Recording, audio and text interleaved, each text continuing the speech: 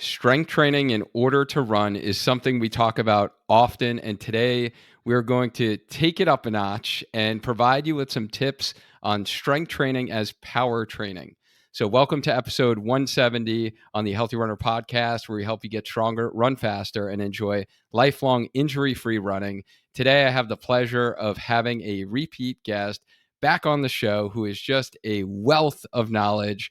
Jason Fitzgerald is a coach and founder of Strength Running Podcast, website, YouTube channel, someone that I highly respect in the running community and continue to, quite frankly, learn and grow from in my own personal running and coaching journey myself. So last time Jason was on the show was all the way back. I had to go back and look in episode 21, almost 3 years ago, when we explored injury prevention from a coach's standpoint. Highly valuable episode. I would recommend you guys check that out. But Jason, welcome back on the show. I'm super excited to be able to have a conversation with you again. Well, thanks for having me, and congratulations on reaching 170 episodes of the podcast. I can't believe it's been about 150 episodes since I've been on. I know, that is crazy. And yeah, you know all the behind the scenes work better than anyone. So yeah, if you probably asked me back then if we'd be talking like 3 years later and we'd have 170 episodes, I probably wouldn't have thought that was possible. But this has been a fun journey, and seeing other podcasters like yourself and aspiring to get to be able to share like the information, what we're learning, what we're growing, with the running community has just been super rewarding. And thank you. I appreciate that. You're definitely one of my silent mentors, even though you don't know it. You're definitely one of the people that I look up to and aspire to. So thank you for all you do for our running community. Well, thanks, Duane. It's a pleasure to be here.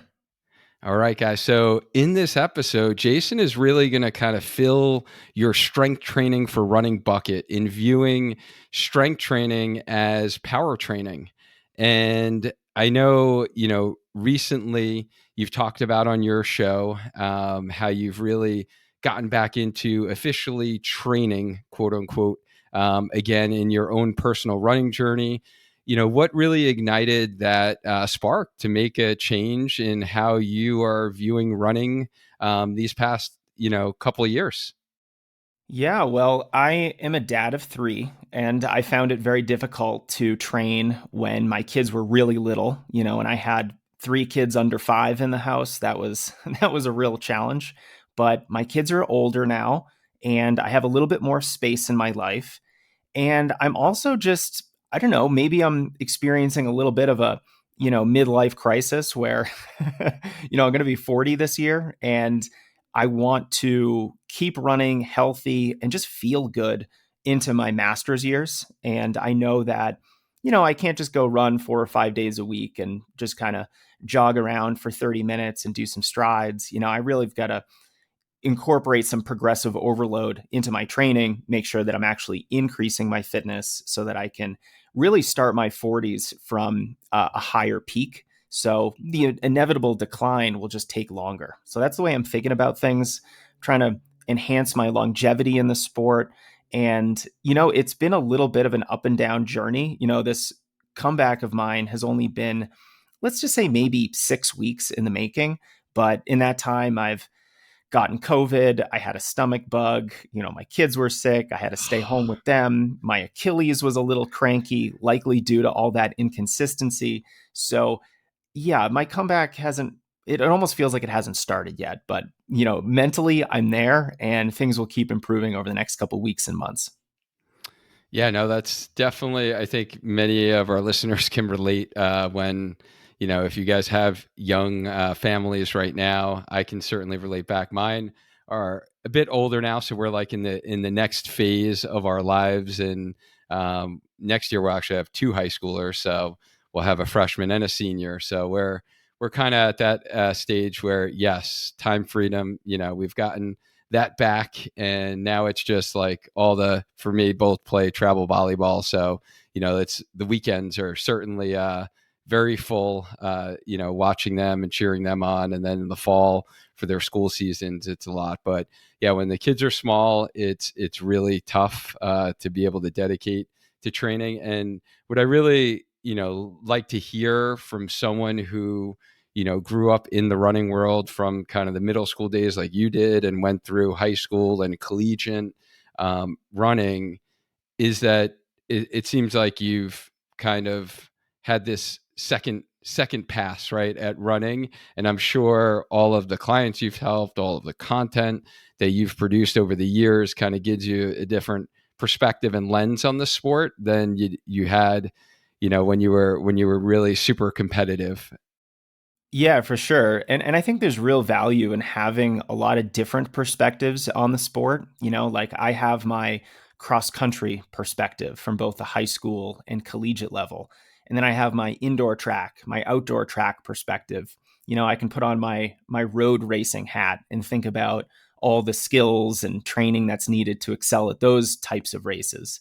And then yeah, it's just also, the fact that I've been running for almost a quarter of a century, which really starts to date me. Man, I feel old saying that.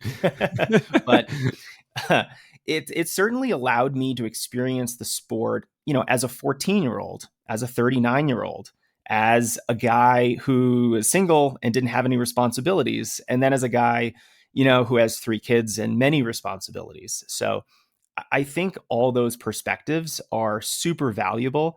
And, if anybody wants to become a coach, I think the more experience you can have in many different aspects of the sport, and of course, across different time periods in your life, then I just think you're going to be a better coach because of that. No, absolutely. And I could certainly relate to viewing running in different kind of phases of my life too, where it was kind of the gym rat phase and the you do running for cardio just to get lean, and summer's coming, that kind of thing, to as a physical therapist really treating a lot of injured runners. And I did used to have the mindset, I'm not afraid to state it, of like, oh, running's probably bad for your body. Like I see all these runners coming in my clinic injured, and it's probably not a great thing to do. Or when they are injured, hey, you know what? It's because you've been running. Like, let's stop running for 6 weeks. We're going to get you better, get you out of pain. And then you can, work on getting back into running. To really the evolution of, how I view running now, and even in my own personal running journey. And I went back for seconds in the marathon last fall. So that was a whole nother journey after like a 5-year time period off. And I think we go through different seasons, and we go through seasons of life, and I think seasons of running too. And I just love hearing stories like yours, though, of someone who ran at a young age, because I do find a lot of those high school and collegiate runners, they do get very burnt out, and a lot of times they don't even go back to the sport. So the fact that you've been able to kind of view this new chapter now in your life is pretty cool. And I'll be looking forward to seeing your journey and your comeback story, for whatever that may be for you. I think it's great to have different passions come out of the sport and different whys, right, in why we do what we're doing. So pretty cool. Thanks for Yeah, sharing. I'm excited about this new chapter because I think, I'm certainly not going to be running the 80 to 90 miles a week and the crazy workouts that I used to do. I've got workouts on the books that I think are more impressive than any other race that I've ever run, and I don't think I could ever get back to that level of intensity and willingness to suffer. I've gotten too comfortable in my old age here, but I'm certainly going to try to get back to a good mileage level and just see what happens this spring and summer. So yeah, I'm excited. Yeah, and I got 4 years on you, so you're like a young whippersnapper to me here. um, so you mentioned actually one of the whys of coming back with this little comeback journey here is longevity, and that's certainly you know, a big reason why many runners who listen to this podcast, and yours, I'm sure, is really, runners wanting to do something to stay physically active, from a mental standpoint, physical standpoint, for longevity. And strength training is one of those key pieces that I know you believe in, I believe in, that's integral for longevity. So just kind of starting out with today's topic of, on the basic level, like what does strength training for running mean to you? Yeah, I think strength training is so important for runners that I don't even like to classify it as cross training. I like to tell runners, look, this isn't cross training, which has this idea of like a nice to do, but not a must do. And strength training is really a must do. It's not cross training, it's just part of the training you have to do if you're interested in improving and potentially seeing what your potential could be in the sport. So strength training to me is a way to do more of what we all love, which is running. It's a thing that enables us to flourish as runners. And when we think about all the benefits of strength training, especially for endurance runners, it really becomes a no-brainer to really embrace this in our training. Not only are you going to reduce your injury risk with consistent strength training. I know as a physical therapist, you'd love to see all your clients strength training regularly because it's going to toughen up those connective tissues and joints and improve the strength of your muscles. And you're just going to be a lot more impervious to the impact forces of running. And the more you're running, the faster you're running, the more impact forces you're experiencing. So, especially if anybody listening is a performance minded runner, and that just means that you have a performance oriented goal. You want to run a certain time, you want to run a new distance that you've never run before. Maybe you want to break 4 in the marathon or qualify for Boston, whatever it might be. You're a performance oriented runner. You have certain standards of performance that you want to reach. And that means we're going to have to push the envelope with our training. We're going to have to increase our volume. We're going to have to do challenging workouts, substantial long runs. The only way we can do that with any sense of health, especially for us old guys, Duane, is if we're consistent with our strength training and we're getting that very, very prominent benefit of those weightlifting workouts.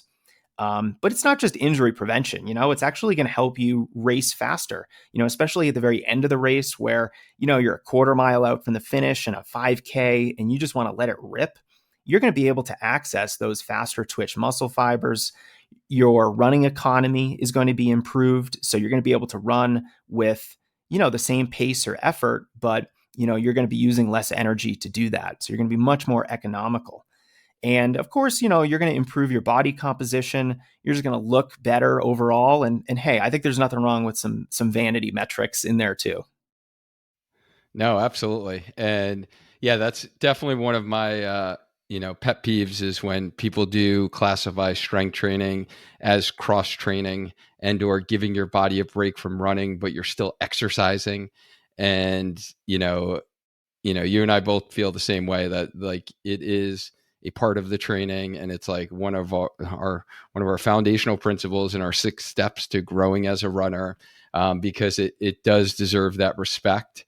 And you kind of got into really the benefits of strength training for running, and from what I heard from you is you kind of mentioned injury prevention wise, like strengthening our tissues, allowing our tissues to be able to adapt to the forces and the demands that occur with running. And then you really talked about kind of the performance side of things, in that you are going to be able to kick into those different types of muscles that's going to give us a little extra kick at the end of a race. Any other benefits that you really see, or the reason why it is one of those necessities for runners, and not just a nice thing to do? Yeah, I think those are probably the main benefits for runners. There's the injury prevention benefits, there's the fact that it will help you run faster, and the fact that it's going to improve your running economy. Those are probably the top 3. Some other benefits, though, that we shouldn't ignore. Number one, there's the general athleticism and coordination benefits that we get from weightlifting. So, there was a strength coach that once told me that weightlifting is really coordination training under resistance. And so that was a really interesting way for me to think about this, because a lot of exercises are somewhat difficult to do under load. So if you're trying to do a certain type of squat, or if you're doing a single leg deadlift, or maybe an Olympic lift where you have to use, your strength very quickly, the very definition of power, there's a lot of coordination that goes into that. And we become better athletes when we incorporate that kind of work. We're going to improve our coordination, our proprioception, our ability to move better. That's going to bleed into our running and improve our form, improve our injury resilience, and really just help us feel better. And especially, this is great for trail runners because they need to be a little bit more athletic on very varied terrain. Or this is really very beneficial for middle distance runners. So if you're training for the 5K or the 10K or shorter, you really want to be coordinated because the faster you're running, the more coordination that requires.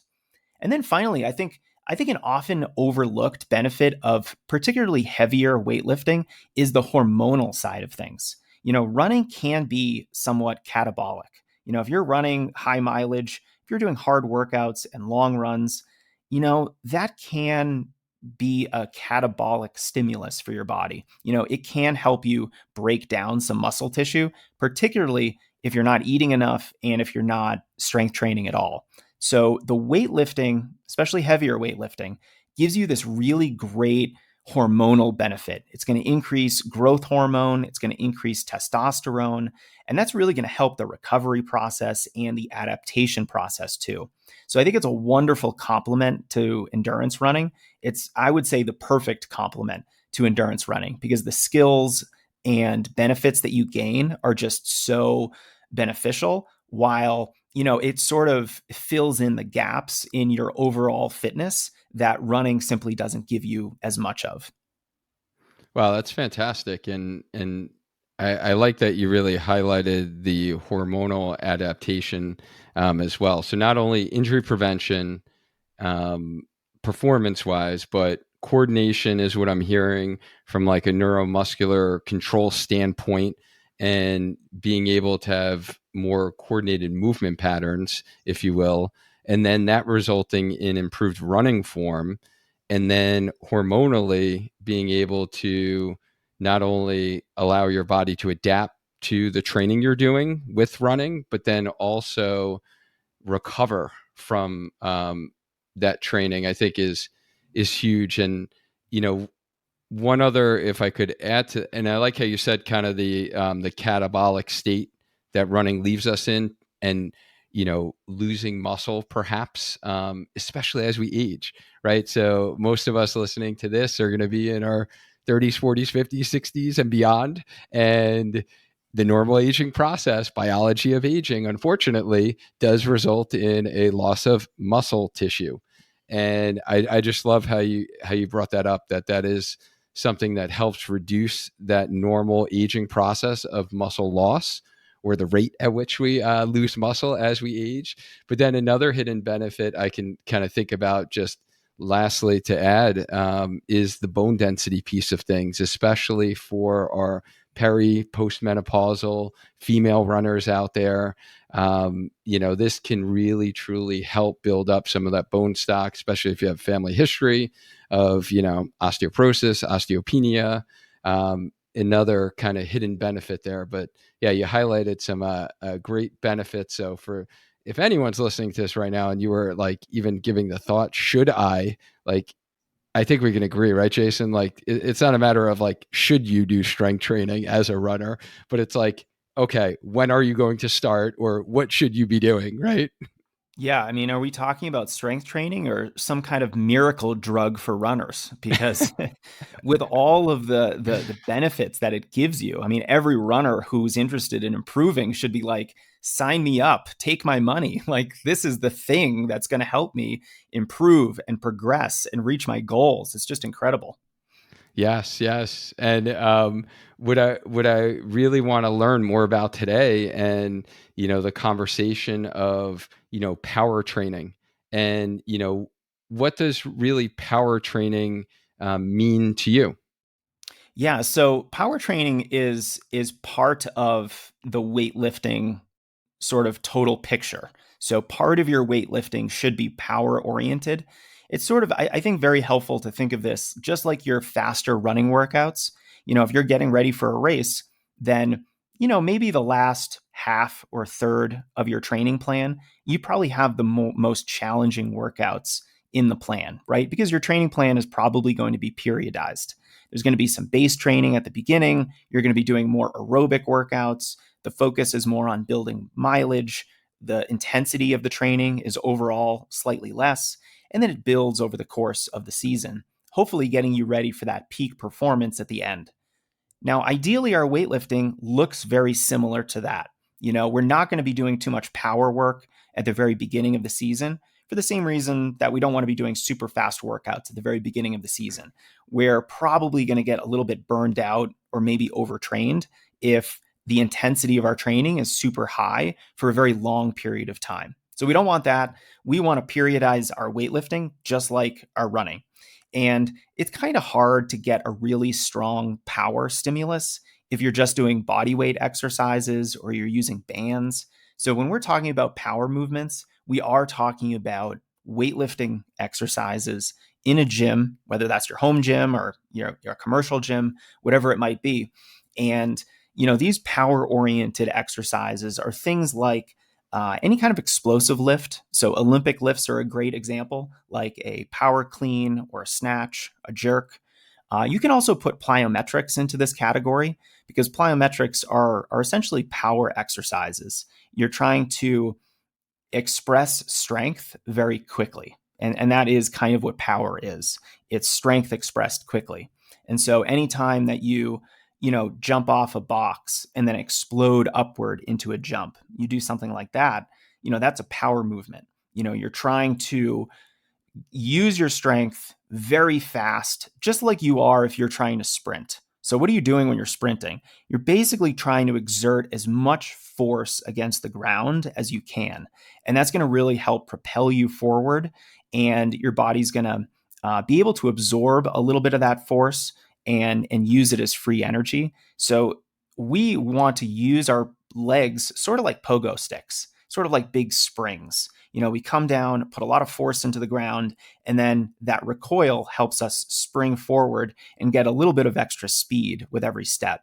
And so when we're incorporating power exercises into our training, that's what we're training. We're training our ability to be better springs, better pogo sticks, to store a lot of energy, release a lot of energy, and ultimately race faster. But I wanted to start with the recognition that this is not something we should be doing all the time. It is slightly riskier than, a more traditional weightlifting movement, like let's just say a regular squat. You can not squat very much. You can go slow. You can, really make sure you're working on form.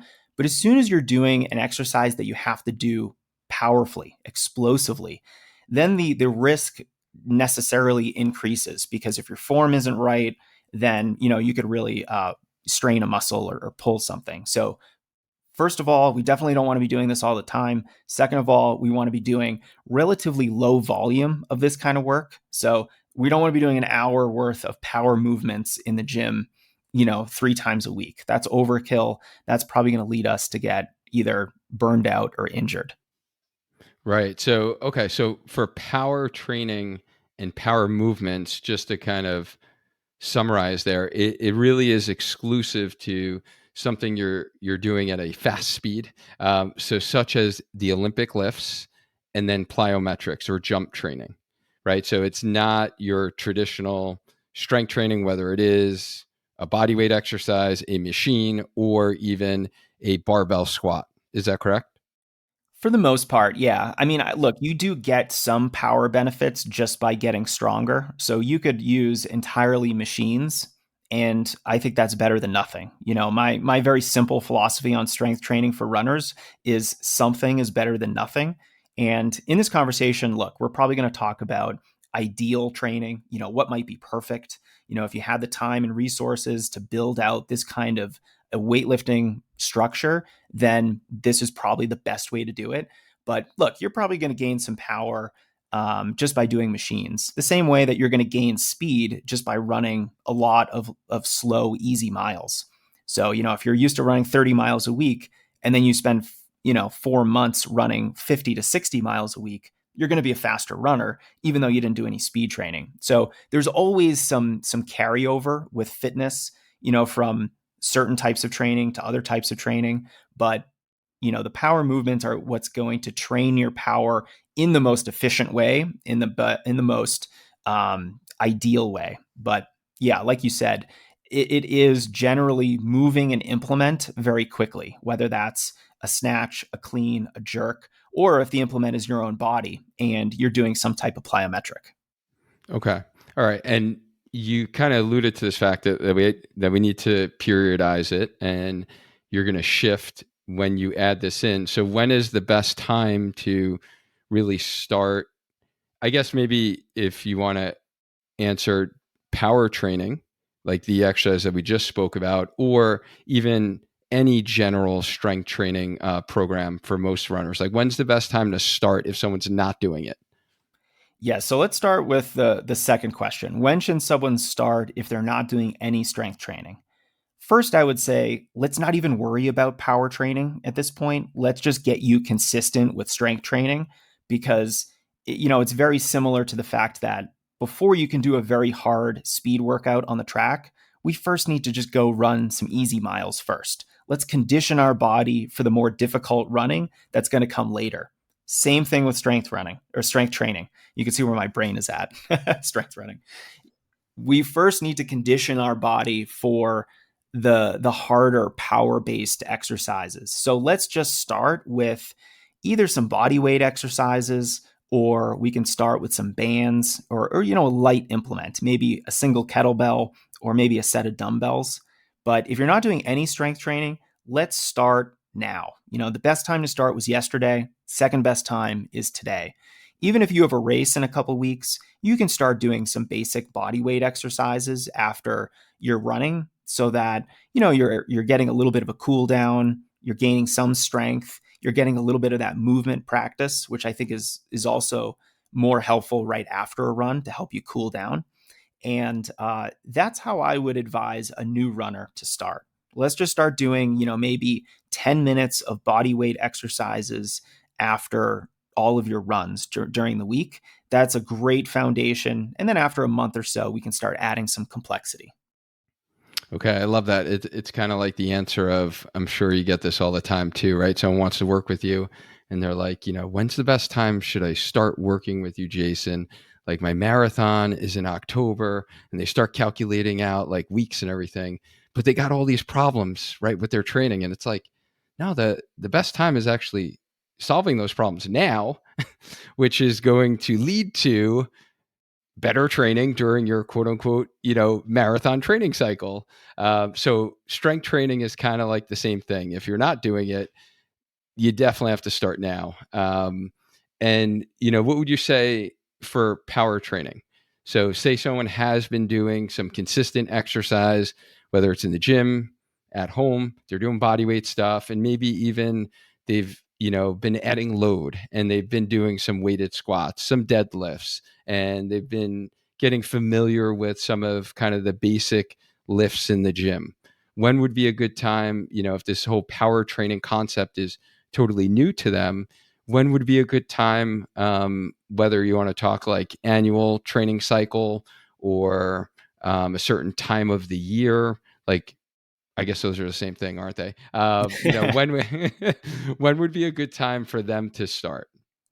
Yeah, so let's imagine a runner is staring down a 16-week training cycle. So if they're getting ready for a half marathon or a marathon, it almost doesn't matter what distance the race is. If they have a 16-week training plan that they're about to start, I wouldn't start doing any power-based movements until maybe, week 8 to 10. So essentially, the final 6 to 8 weeks of this cycle are going to include power based movements.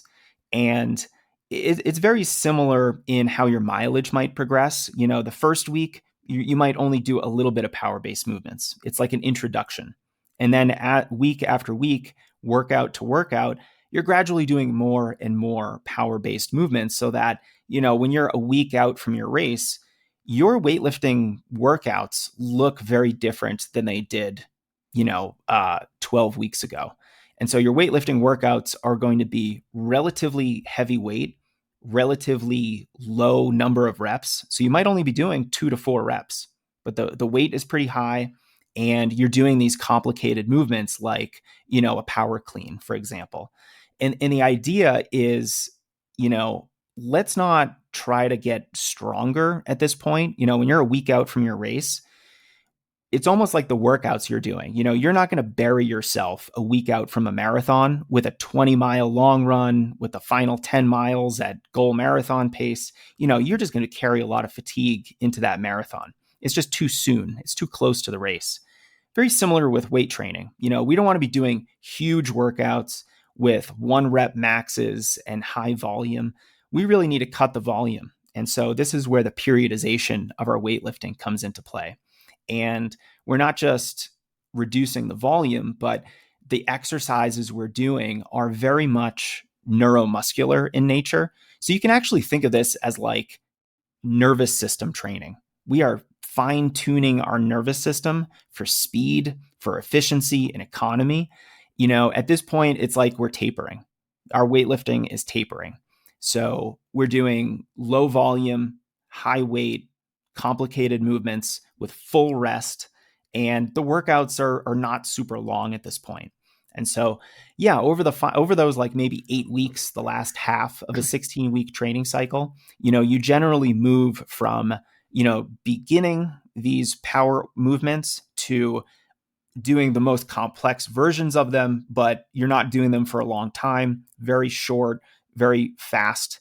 And then the workouts are a lot shorter. And eventually, you kind of get to your goal race. You're feeling tuned up, quick, fast, springy, responsive, but you're also well rested because the volume of all your exercise, even your strength training, is very low. Okay. Yeah. No, I like how you kind of integrated that into kind of a training cycle in training for a specific race. And you talked a little bit about kind of dosage. You know, what would you recommend for most runners? Obviously, this is going to vary, but in terms of, how you do program this, from how many times a week from a frequency standpoint, you kind of mentioned from what I just heard is duration of time that you're doing this workout is going to be a little bit kind of shorter, especially if it's in that second half of your half marathon or marathon training cycle.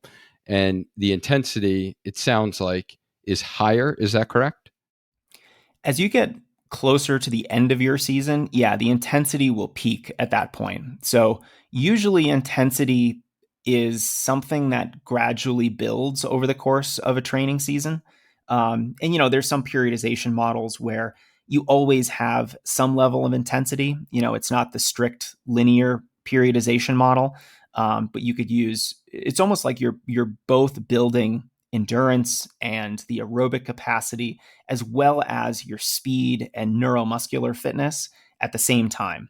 Now, the focus is still on the endurance side of things, way early in base training, but you're still incorporating some very fast running, maybe some neuromuscular work.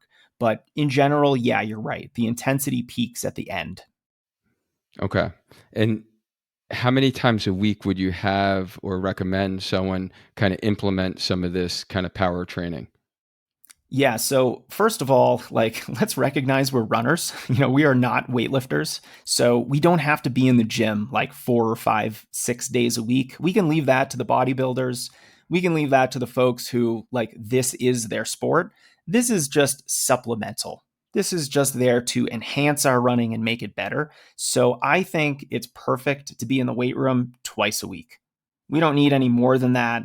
And if you're only getting the weight room once a week, I just worry that it's not enough of a consistent stimulus to really prompt the adaptations we're looking for. And then when you get to 3 weightlifting sessions a week, now I'm worried about just fatigue, potential soreness from all that weightlifting negatively impacting your running. So let's recognize that, your weightlifting workouts are there to make your running better. And if you're coming away from them so sore or tired or fatigued that it's somehow compromising your running. Maybe you can't hit your workout splits. Maybe you have to cut a run or cut the distance of a run. At that point, we should make our weightlifting easier so that we can actually do all of our running training. So twice a week is perfect. And I would also say, let's not do very long workouts. We don't need to be in the gym for much more than about an hour. The longest weightlifting workouts we probably ever have to do is an hour. And that includes a warm up, that includes, all your main weightlifting movements, as well as, maybe some accessory work where you're just doing some, body weight exercises at the end as a cool down or something like that, just to focus on things that might be a little bit more running specific. But I would say 45 to 60 minutes is your sweet spot. Yeah. Yeah, no, I totally agree. And, I do think, the one thing that we've talked about on this show before is, that might look different at different times of the year, right? So if someone is in true kind of off-season mode, then that is the only time that I would really recommend that runners, do 3 times a week. But even with that, there's kind of cutback weeks, just like in our running where certain weeks would be twice a week. So and then even peaking, when you're going through your taper for your marathon, especially if you're still a novice marathoner and this is your first, second, third, fourth, right, marathon, I'm going down to usually once a week for most of the folks that I work with. And even that week or two leading up to it, maybe even, 0 times, right? So I think just there's definitely areas for variability, but I agree with the fact of 2 being kind of optimal to get the stimulus that you need and to allow your body to adapt, as well as I would say, be able to focus on some different muscles, perhaps. And the big one I kind of think about all the time from like the injury standpoint and how much load is transmitted. And you mentioned earlier Achilles, are the calf muscles. And just being able to, after power movements or after compound based strength training exercises, to have one day where you're focusing a little bit more on the gastroc, and then one day focusing on the soleus muscle and, trying to do that in, some different ways. I think it does get tough to really do once a week and be able to hit all the areas that you probably should be hitting as a runner. So I completely agree on that front. Yeah. Do you have any specific tips to really start implementing? So someone's listening to this right now and they're like, okay, all right, I'm sold on the strength thing. I know I've been putting it off for a while. I've been hearing about it. And you know what? Like Jason's finally, like I haven't been listening to Duane. Like Jason says it, like, let's do it. Right. And they're like, all right, I'm going to start getting into strength training as a beginner runner. What are some tips that you would recommend for a beginner runner? And I'll also take that adage that they weren't that gym person who started running, because I think that's a little different where they have that experience of working out in the gym. So they're a beginner runner. They've been doing it, let's say, I don't know, less than 2 or 3 years maybe. And now they want to start incorporating some strength training into their running. What are some tips that you can provide for them? Yeah, so I think for this runner, it's really important to establish the habit of strength training before you worry about individual exercises or progressions or anything fancy or complex or complicated or advanced. Let's just, abide by that number one philosophy I have, that something is better than nothing. So let's get in the habit of doing something after every one of our runs. It's going to act as a great cool down. It sort of changes the way you think about yourself as an athlete as well. I like to tell runners, don't even think of yourself as a runner. You are an athlete that specializes in running. And that all of a sudden means that you're not just going to run. There's going to be other things that you do in your training. Sort of like a basketball player. They don't just play the game of basketball. They do drills, they go into the gym and do all kinds of weightlifting. There's a lot of other things that comprise the training of a basketball player. The same thing is true for runners. So many other things comprise our training as well.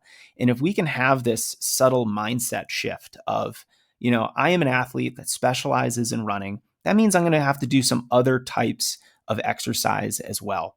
And if you can create this habit where you are following up every run with 5, 10, 15 minutes of easy body weight strength training, let's not make it hard. I have so many free body weight routines on strength running that you can like shake a stick at.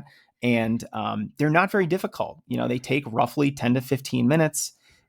Anyone can look at these, the standard core routine, the ITB rehab routine, the MACE single leg workout. These are all routines that are just on the strength running site. And, I really want to force runners to get out of this mindset that strength training has to be difficult. It doesn't. And it can also be very consistent. We don't have to, I know we've been talking about weightlifting twice a week, but if we're talking about just body weight exercises, I think we should be doing that kind of work every day that we run. So if you're a 5-day-a-week runner, 4-day-a-week runner, you're doing this work 4 or 5 days a week. And so just by finishing up a run, I like to call this my sandwiching method, where we're sandwiching our run in between a dynamic warm up at the beginning, again, a 10-ish minute routine that really helps metabolically prime your body for running. It includes some light strength exercises, but a lot of mobility work. And then when you're done with your run, you do a 10 or 15 minute body weight strength training routine. And this sandwiching approach really helps runners get into the habit of doing other exercise, of warming up dynamically for their runs. They're going to just feel better when they start running. It's going to decrease their injury risk. It's going to help them perform better, especially if that's a workout day or a race day. And then by doing some strength training after their run, they're getting stronger. They're moving their body in many different planes of motion, increasing their athleticism, and of course, just cooling down. I think anybody who's finished a workout or a long run and then just like sat in a chair for an hour or just sat down, on the couch and looked at their phone for an hour after a workout, and then you get up, oh my God, you're going to feel terrible. Your legs are going to be super tight. You're going to feel like, you've aged 30 years. So the cool down after the run helps prevent that. It helps you go through the rest of your day without that really tight, heavy leg feeling. And I think there's real value in just optimizing how we feel on a day-to-day basis. I can sit here and talk about your running economy is going to improve and, your tendons and ligaments are going to be tougher and you're going to be more impervious to injury. But at the end of the day, we just want to feel better too. You want to be able to go for your run and have it to be an enjoyable experience. That's one of the big reasons why I strength train, is just because I want to make my running better. I want to feel better. And I think that is a great place for beginners to start, because we're not making the workouts too difficult and we're creating this really consistent habit that they can then take with them for the rest of their running career. I love it. Just making it habit formation. It's part of your training. Get consistent with doing exercises and know that, as I say all the time, strength training in order to run, right? It is part of the training. Like you use that analogy of a basketball player and how much LeBron is spending to take care of his body. I heard you and Matt Chittum talking about that recently. He's a friend of the show as well. And I will definitely not play a pickup game of basketball with you two, because one of us is probably going to pop our Achilles. So I'm not going to take that risk. It's probably going to be me, because I like to do my trick shots. I was a basketball player before I was a runner. And I think the coolest thing I maybe ever did, Duane, was a through the legs layup in a game when I was in Wow. 8th grade. And that's like my biggest claim to fame. But I would definitely destroy my Achilles if I tried that today. Yeah, unfortunately, we're all in the higher risk age category of when those start to happen. So, yeah, I won't take that risk. So I'll watch you guys play, though. I'll cheer you on from the bench. So now let's take it kind of a different element. So now we have an experienced runner. So, they've been running consistently year round, let's say more than 3 years. They've run some races. They've started adding speed work into their training. They see the value of, some tempo work, some interval work. And, how can that runner really start implementing strength training that may be a little bit different than what we just talked about for kind of more that beginner novice runner? Yeah, so I think the advanced runner should also be sandwiching their runs. I'm very encouraged when I study the training of elite athletes, even pro runners. They don't just get up off the couch and go for a run. There's dynamic stretching, there's activation exercises. It's a whole process to get ready for a run. And we probably don't have to spend 25 minutes, 30 minutes getting ready for a run, but we should spend some time getting ready for a run. And so this idea of sandwiching your running, I think, is universal.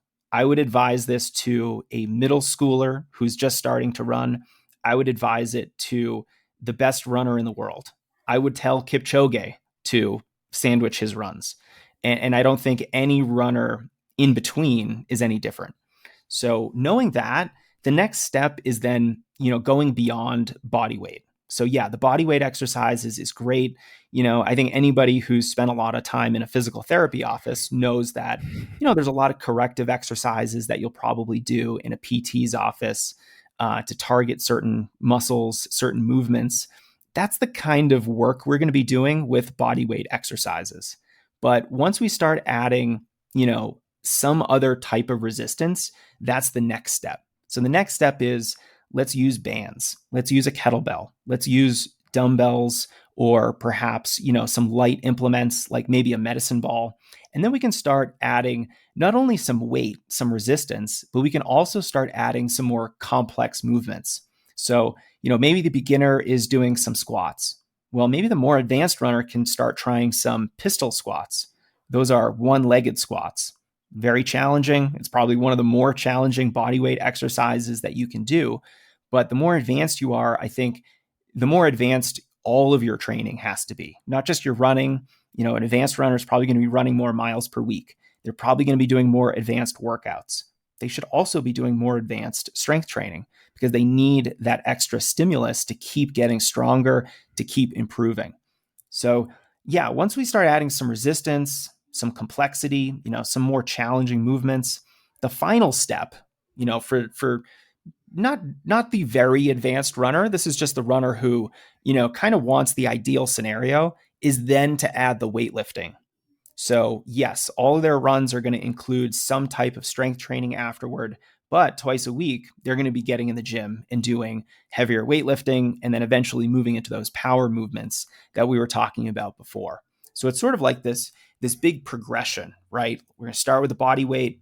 We're going to then add some resistance.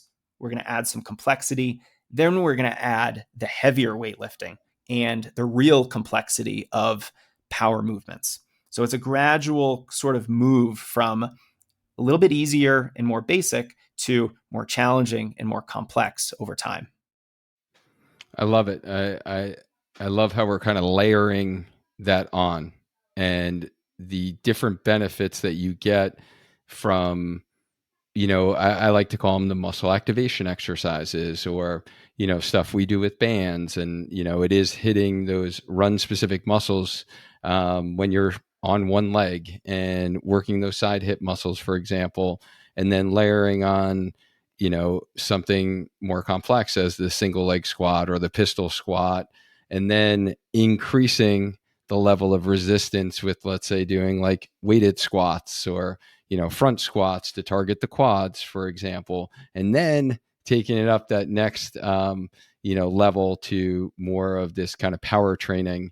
And, I love kind of thinking about it in that fashion. And as you have more experience, I do agree that it lends itself to being tolerated a little bit better from a tissue standpoint, so you're not getting injured, but then also recovery standpoint between the other training that you're doing with your run. So I think that's a great point that you make. And again, for those beginners out there, you don't need to jump to that level because your body still needs some time to adapt and, activate certain muscles that need to be activated and strengthen certain muscles that need to be strengthened before you get to that next level. It's like the, novice runner who wants to start, running faster because they just want to run under a 10-minute mile.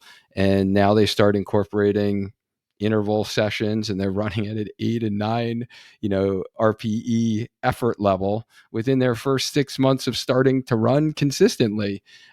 Usually that doesn't work out too well, and the body gets injured. And same thing with strength training, I guess, is what I'm hearing from you. Jason, do you agree? I do agree. Yeah, I think you don't necessarily have to jump up to heavy weightlifting, to power movements right away. I do think beginners can start weightlifting pretty Hmm. soon after they start their whole fitness journey.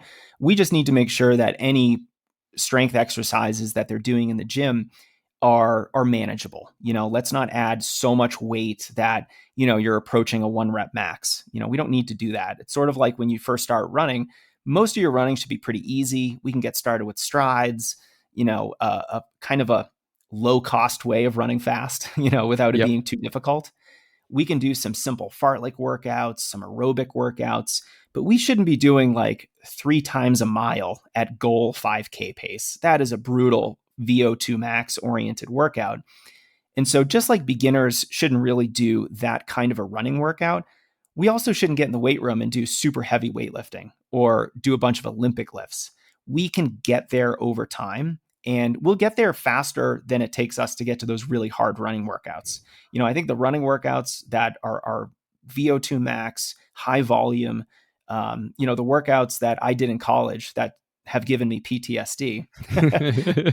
Those workouts, they have to happen at the right time in your development as an athlete. And when you're a beginner, it's not the right time. So, yeah, you can run fast as a beginner, but in a safe way. You can lift weights as a beginner, but let's do it in a manageable, safe way without going to the extremes of heavy weight, of Olympic lifts, or doing anything that's super high volume.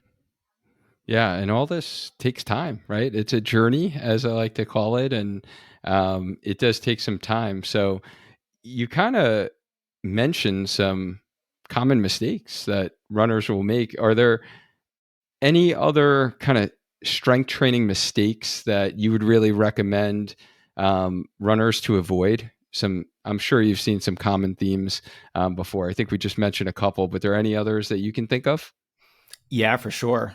So I think what we've described today is what I would consider a really productive, effective way of looking at strength training for endurance runners. Now, the mistakes are all the things that we didn't talk about. So one mistake is to lift in a way that isn't really going to help our running nearly as much as the strategies we discussed earlier. So a great way is to lift like a bodybuilder. You don't have to do that. It's not going to help your running very much. And bodybuilders generally lift in a very specific way. So first, their workouts are going to be long. So 90 minutes, 2 hours potentially. They're also going to be isolating individual muscles and doing a lot of exercises for each muscle. Again, we don't need to do that. We need to be training movements, not muscles. The other thing that bodybuilders are going to do is they're going to spend 5 or 6 days in the weight room. This is like running is to a runner. They are in there pretty much every day, working out, high volume, high intensity. And bodybuilding is very challenging because of that. It's a time demand that us runners simply can't meet, and we don't have to. So that's actually very comforting to a lot of runners. You don't have to be doing this 4 or 5 days a week. You don't have to be doing 2 hour workouts. Kind of like what we talked about earlier. 45 to 60 minutes twice a week in the gym. That's really all you need. The other way that we don't really want to lift is getting in the gym and lifting for endurance. Now, this is a mistake that I used to No. make myself. I thought, hey, I'm an endurance runner. I should get in the gym and work on my endurance. I'll be a better runner, right? Well, we get enough of an endurance stimulus when we're doing our easy runs, when we're doing our tempo runs, our long runs. That is the thing that we are working on the most. And when we're in the gym, we don't want to be working on endurance. We want to be working on strength and power. And you don't gain endurance by lifting weights for strength and power. So we can avoid 4 to 5 sets of 20 to 30 repetitions. That is a classic endurance building strength workout. It's low intensity, high volume. Just like a long run, right? Low Hmm. intensity, high volume. So we get that with our running. We don't need to do that in our weightlifting. And then the final mistake I'll add is just having no plan whatsoever. Like if you're just going to the random gym class twice a week and it's body pump one week, and then you're doing like a core power class, and the next week you're kind of taking like a random Peloton strength class. Now we're getting into the fact that your training is now sporadic. There's no progression. It's not periodized to your race goals. And again, something is better than nothing. But if we really want to achieve our potential, if we want all of the speed, performance, injury prevention, and economy benefits of strength training, we need to lift in a way that is most conducive to endurance runners. And it's not all these classes at the gym that are often way too metabolic. If you're taking any kind of a strength training class where there's some kind of running or cycling or rowing component to it, or it's like a circuit where you move from exercise to exercise very quickly and your heart rate is very high for most of the workout, that workout is way too metabolic in nature. We instead want to take very long recoveries in between our lifts, because this is, again, a strength and power session. It's not an aerobic session. It's not working on our cardiovascular fitness. So we don't need to worry about heart rate or maintaining a certain heart rate. We want to keep our heart rate pretty low as we possibly can, while at the same time recognizing that it's going to increase when we're lifting heavy when we're in the weight room. So those are the biggest mistakes that I see among runners. It's just, either this sporadic, no structure approach, or it's lifting like a bodybuilder or lifting for endurance. Yeah, those are very, very common. And I felt like I was being judged for my college days of, dedicating a whole hour and a half to, I think, my biceps, which is I can like, tell, Duane. I can tell. Now I've lost a lot since then, but it is, it is a big, thing that I need to educate a lot of runners who do come from, like, my background was in the gym and then found running as an adult onset runner. And I love how you said, training movements versus specific muscles. That really resonated with me. And yes, that is a big pet peeve of mine, is the cardio strength classes, as we'll call them, that many runners take, because a lot of times either they don't have a plan and they figured I'll just follow along and someone will show me what to do. But I think you really highlighted today the value and importance of adding resistance and load and making sure that it looks drastically different from what we do as runners from an aerobic standpoint. And we need to add resistance and load to get the value of building strength and not working the same energy system that we're doing when we're out there for our runs. So hopefully those listening, that really resonates with you. And then, yeah, just the random plan and the random, I feel like doing this today, or I feel like taking this class, having something that is progressive in nature, where you can actually work on building up your resistance, your intensity, changing the rep range. And if you're going up in resistance and decreasing your reps, like you had mentioned earlier, keeping them low reps, I'm a big fan of that.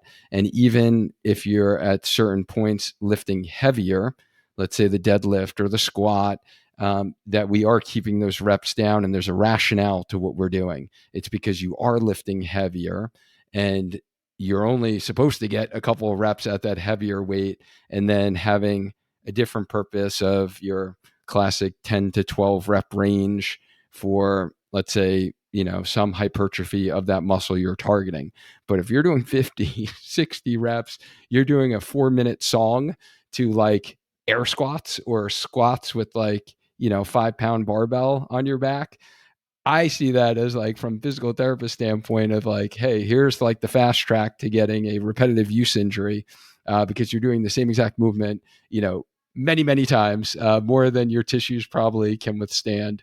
So I think those were such great tips. And I'm kind of curious, because I've been following your work now for over 3 years before we had that first conversation, like I mentioned before. And I'm just, because I know my mindset really has shifted as I've grown as a runner, as a coach, and, what has been like your biggest shift in your mindset regarding strength training for runners since you really founded strength running back in 2010?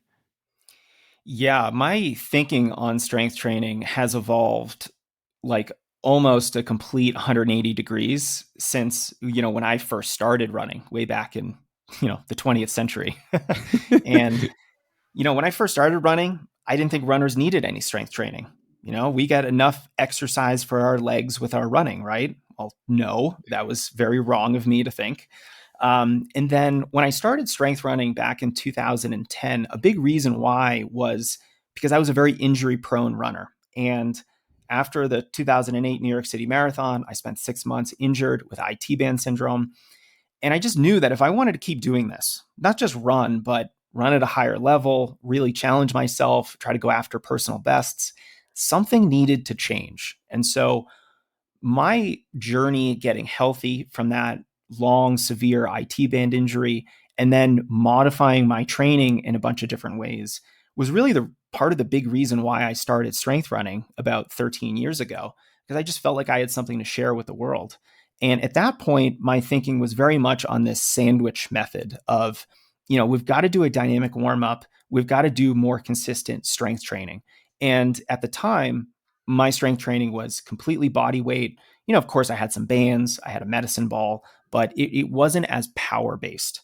And so the latest evolution was getting on board with lifting heavy weights, with doing power movements, with doing Olympic lifts, and really just opening my eyes to this idea that, when we're in the gym, we almost need to lift kind of like a sprinter, a little bit different. It's going to be modified slightly, but the goals are very much the same. It's still strength and power.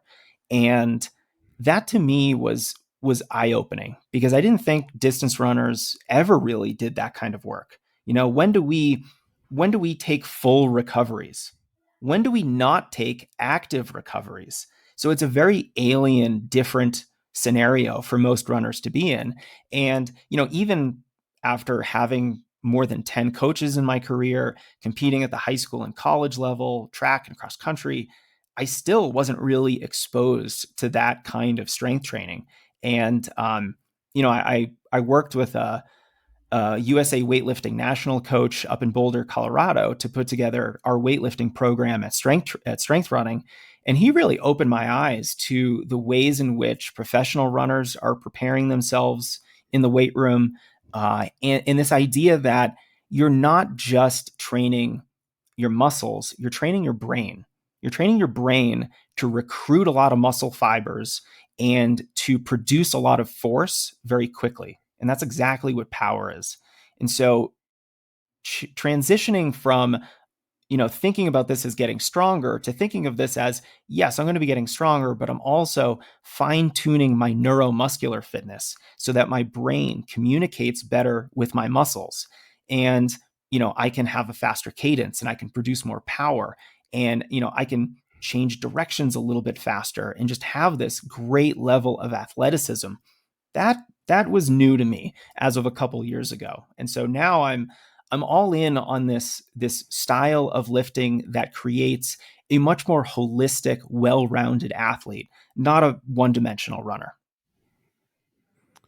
I love it. And I've definitely had that change in mindset myself where I did, think as runners that we needed to really not do any heavy lifting at all. And even as, let's say, someone in their mid 30s heading to 40 and beyond, it was the matter of I felt the forces with running and then also, adding strength training.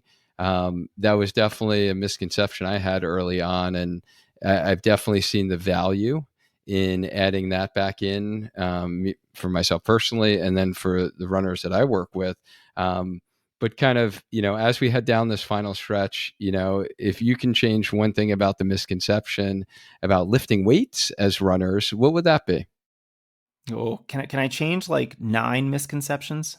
Uh, I'd probably start with, all the mistakes that we discussed earlier, lifting in these ineffective types of ways. But also there's a lot of mistaken ways of thinking about strength training. And I know a lot of runners, they don't want to bulk up. And so their big complaint is, well, I don't want to get bulky. If I'm going to be lifting heavy weight in the gym, I'm probably going to gain all this muscle size, and that's going to slow me down in a race.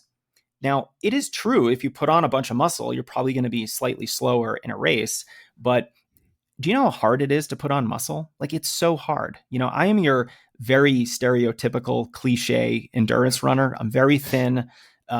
It's very hard for me to put on weight. And I recognize how difficult it is to put on weight, especially if you're doing any kind of running. If you're running even 20 miles a week and you're getting in the gym twice a week, you're not going to gain any size. Your body is using most of its energy to run, to recover from that running, and it doesn't have all this excess energy to use for hypertrophy, for growing those muscles. It's sort of like, a power lifter who is being advised to go run for 20 minutes twice a week. And he's like, oh no, I don't want to become a sub 5-minute miler. And it's like, no. You're not going to become that fast with only 2 short runs a week. We can say the same thing to our runners. You are not going to bulk up and start looking like a bodybuilder with 2 running focused strength training sessions a week in the gym. So the whole bulking up misconception is one that I think is pretty hilarious, especially because a lot of runners, they want to look quote unquote lean. And the best way to look lean is both to run a lot and lift heavy weights. That's like the best combo right there. Right. I love it. And even taking it from a little different angle, for the runners who maybe got into running for, body composition purposes, and they might consider themselves big boned, or they might, consider themselves a larger runner, may think, hey, I'm already, trying to get smaller, and that's why I am running. So I don't want to build muscle and appear bigger. And I totally agree with you that it is just such a misconception, and you're not going to get these huge muscles. And if anything, it is going to make you, as we talked about today, a better runner, and it's going to keep you healthy along the way. And it's just going to help your running so much more for you as an athlete, as you kind of alluded to. We are as runners. And Jason, you've covered some great content today with regard to like strength training for running, like what is power training, how do we start this program, what does it look like, and how do we periodize it, and even just talking about like beginner versus like advanced runner, and some tips and some mistakes to avoid. If someone in our healthy runner community is not already following your content, I'm sure they are, but just in case someone's not, where's the best place that they can connect with you and learn more about some of the programs that you mentioned today? Yeah, sure. So strengthrunning.com is my home base, and that's where you'll find, our blog. You can find more information about the Strength Running podcast, and you'll also find information about our formal training programs where we put a lot of these concepts into play. So, I love the theory. I love sitting around talking about why we're going to do what we want to do, but what are we actually going to do? And that's what these programs cover. So yeah, folks can check out. I would recommend either high performance lifting or body weight power, depending on what you're looking for. And you can see those at strengthrunning.com/coaching. And if you just want to sort of learn more about this in a way that's very similar to the podcast, I have a free email series at strengthrunning.com/strength. And you'll basically get an email a day on mistakes to avoid, the benefits, much of what we discussed today in a little bit more detail. Thank you for sharing that. And, thank you so much for taking the time out of your very busy day. Like I said, you're definitely one of my go-tos when I'm listening to podcasts during my run. And I just love learning from the guests that you have on your show. And, I'm very grateful for all of the information that you provide to the running community. So I thank you for that. And this has been great to be able to catch up and chat again. Thanks, Duane. It's always a pleasure hanging out with you and talking some shop. All right. And thank you guys to the listeners, whether it's, listening during a run, watching the video version of this in the Spark Healthy Runner YouTube channel. I appreciate all you guys. As always, runners, let's maintain a strong mind, a strong body, and let's just keep on running. Until next time.